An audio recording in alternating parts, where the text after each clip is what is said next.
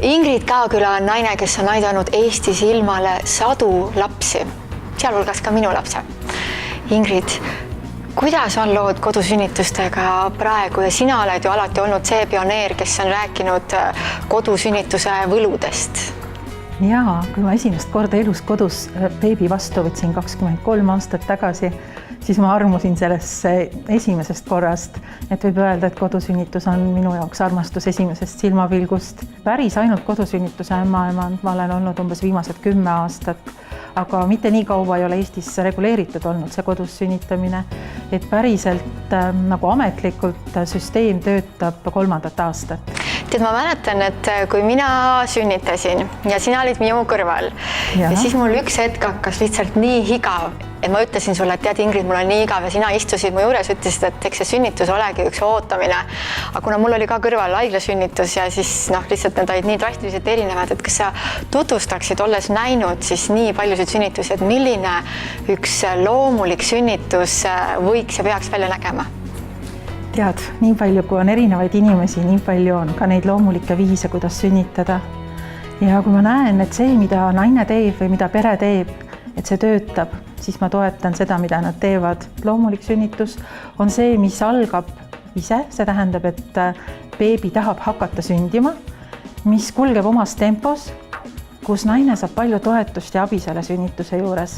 Isegi kõigil suurtel imetajatel, kellel on poeg emaga võrreldes suhteliselt suur, on olemas ämmaemandusteenistus.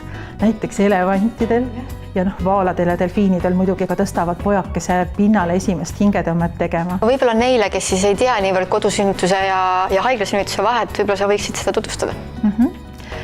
Et kodus saab sünnitada ainult terve naine, kui tema sünnitus toimub õigel ajal, kõhus on üks beebi, pea allapoole ja sünnituseks on ennem valmistatud. Et tegelikult ikkagi enamus Eesti naistest, et ma ei ütle, et see igal pool on nii, tunnevad ennast kõige turvalisemalt sünnitusmajas. Kuivõrd tänapäeval õpetatakse niisugust asja, et osatakse hakkama saada ilma selliste siduvate tehniliste vahenditeta, mis võib-olla on sünnitajale natukene ebamugavad? No vot, et kodusünnitusel on see aspekt kahju juures, et tegelikult hoida alles inimese kui liigi oskust või teadmisi, kuidas sünnitada.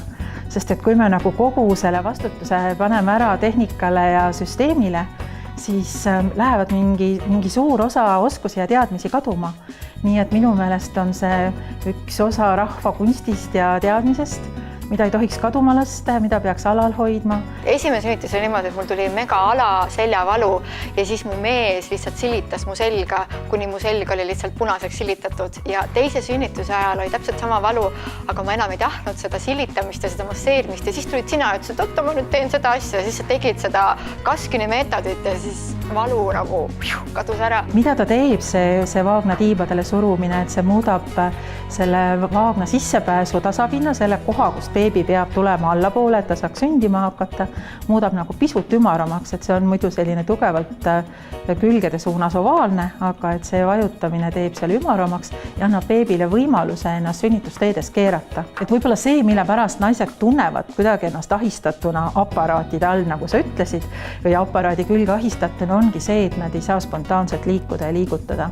Ja, aparaat on olemas ka ilma juhtmeteta, aga andur läheb liikudes paigast ära. Ja sünnitus võib olla selline kogemus, mis annab naisele palju enesekindlust, mis tõstab teda isiksusena ja emana ja naisena kõrgele, mitte ei tekita sellist rasket depressioonisarnast seisundit, millest tuleb siis abistajate toel välja tulla.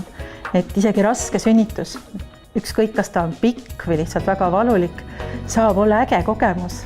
Nagu sinulgi, eks ju, et beebil oli käsi pea kõrval, mis ei ole lihtne, aga sa said nii hästi sellega hakkama. Ja ei olnud pärast sellist tunnet, et kui õudne, mitte kunagi enam ei taha sünnitada.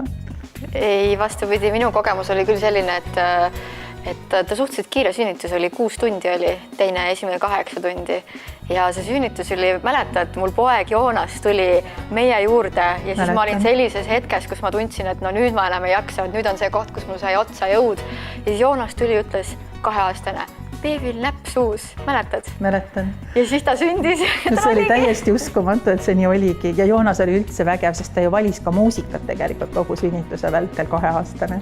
No tegi seda väga hästi. Ja just, et tema ja siis veel, kui Elli sündis, Ellil oli selg kõik seda lootevõid täis ja Joonas tuli ja hakkas seda sinna siis sisse määrima, et kuidagi väga intuitiivne. Just.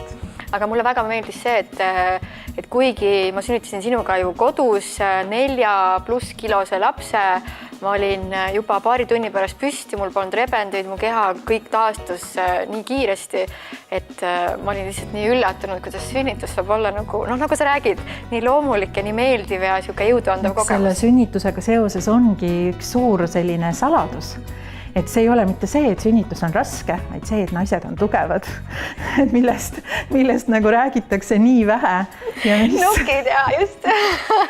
Ma mäletan seda, et mulle andis hästi palju jõudu juurde teadmine ja just sellel raskel hetkel, kui ma vaatasin alla ja ma nägin, kuidas beebi lükkab oma jalgadega ja tead ma, siis sellel hetkel ma tabasin ära, et aga issand, tema ju sünnib ja mina ju sünnitan, et see on 2 inimese töö ja see andis mulle jõudu juurde, et me oleme koos siin selles, et ma annan endast parima. See on üks väga toetavaid asju, küsida sünnitaja käest, aga mida sinu laps teeb?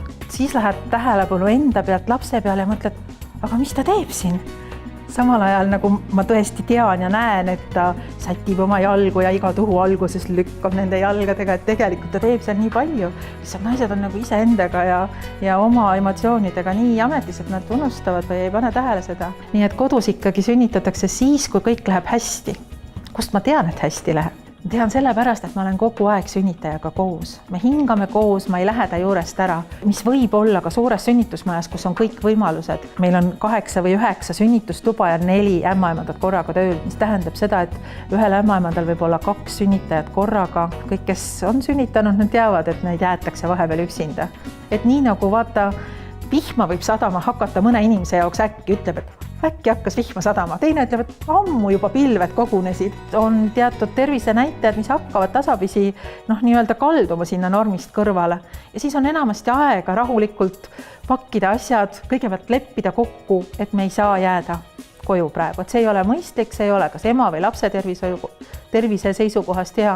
Üks asi, millest kindlasti võiks rääkida, on see, mismoodi liikumine ja toitumine mõjutab nii sünnitust kui siis ka beebi tulevikku. Siin on kindlasti väga selged seosed. Mis sinu kogemus näitab? Sest et sellel ajal, kui beebi kasvab oma looteeas, siis tema jaoks nii-öelda füüsiliselt toit on väga-väga tähtis. Mida vanemaks ta saab, seda rohkem tulevad muud tähtsad asjad ka tema ellu. Sellepärast on emal väga-väga oluline valida, mida ta sööb. Ja minu sünnitajate hulgas on muide palju ka taimetoitlasi ja veganperesid, siis taimetoitlus ei ole põhjus, miks peaks tekkima valgudefitsiit, miks rauatase peaks olema madal. Ja meil on ju mitteteadlikuid segatoitujaid, nagu ikka hulka rohkem kui taimetoitujate hulgas selliseid mitteteadlikke sööjaid. Kui naine raseduse ajal ainult kõnnib ja istub, siis see kuidagi ei toeta raseduse normaalset kulgu ja beebi õige asendi võtmist selleks, et ta saaks tulla parimal võimalikul moel läbi sünnitusteede. Mis siis peaks tegema? Kõndimine, istumine, tantsimine?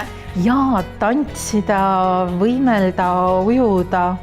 Hästi aktiivne olla läbi raseduse. Iga päev täiesti teadlikult võtta kasutusele mõned asendid, mis toetavad selle beebi õige asendi võtmist. Üks neist seesama käpuli või põlvili asend. Et meie oleme ju on võib-olla teine põlvkond naisi, kes ainult seisavad püsti, kõnnivad ja istuvad.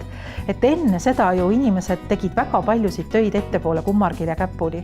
Et vaata, kui sul on 2-aastane laps kodus, siis sa temaga koos oled põrandal ja mängid ja korjad temal elusid, see annab nagu mingisugusegi võimaluse. Aga muidu tuleb teadlikult endale luua. Ingrid, nii suur aitäh, et sa meiega rääkisid. Aitäh sulle!